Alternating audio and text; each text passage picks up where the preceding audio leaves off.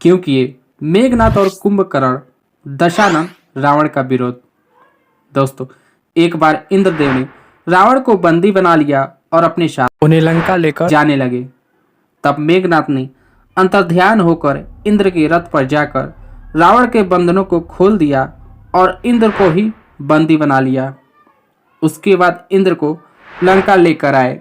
इंद्र के बंदी बन जाने के कारण स्वर्ग की सारी व्यवस्थाएं बिगड़ गईं।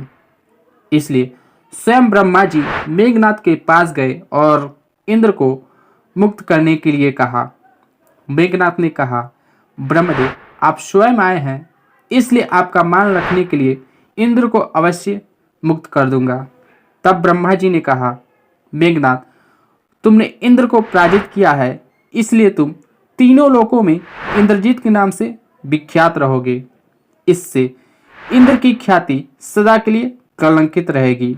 और यह वरदान दिया कि जब भी तुम अपने कुल देवी निकुंभला का तांत्रिक यज्ञ करोगे तो उसकी अग्नि से एक दिव्य रथ प्रकट होगा, जिसके घोड़े मन की गति से चलेंगे और तुम्हें ब्रह्मशील नामक अस्त्र भी प्राप्त होगा।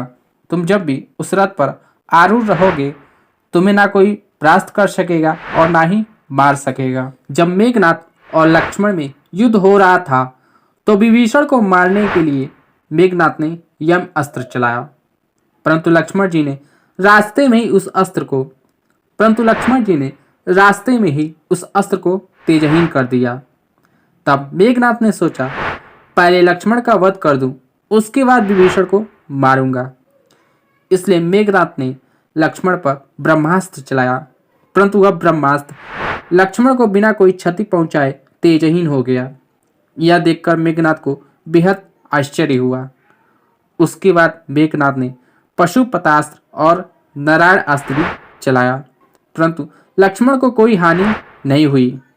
यह देखने के बाद तुरंत मेघनाथ रावण के पास गया और बोला, पिताश्री, लंका की सुरक्षा अब आपके हाथ में है। लक्ष्मण कोई साधारण मनुष्य नहीं है, क्योंकि यम अस्त्र का तोड़ केवल देवता ही जानते हैं। जब मैंने यम अस्त्र विभीषण पर चलाया तो लक्ष्मण ने बीच रास्ते में ही उसे तेजहीन कर दिया।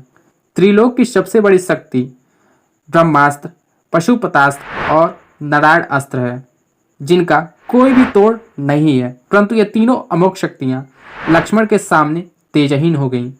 इसलिए हे पिताश्री, अब भी समय है, लंका को बचा लीजिए, अन्यथा लंका का सर्वनाश होने से कोई नहीं रोक सकता। परंतु रावण ने कहा, मुझे मरना स्वीकार है, परंतु किसी के सामने झुकना नहीं। इसलिए इंद्रजीत, तुम चाहो तो युद्ध के भय से भाग सकते हो, मैं स्वयं युद्ध करूंगा। तब मेघनाथ ने कहा, लक्ष्मण, चाहे कोई देवता हो, क्यों ना उसके हाथों मेरी मृत्यु लिखी हो, तब भी मैं युद्ध करूंगा। और यह भी कहा, पिताश्री, मेरा अंतिम प्रणाम स्वीकार करें। दोस्तों, जब युद्ध करने से पहले कुंभकर्ण रावण से मिलने गए थे तो उन्होंने रावण का विरोध करते हुए कहा था, भैया, आप शायद भूल रहे हैं, इक्ष्वाकु वंश के एक राजा ने आपको श्राप दिया था कि जब स्वयं नारायण हमारे कुल में अवतार लेंगे तब उसी नर रूप में आपका विनाश करेंगे।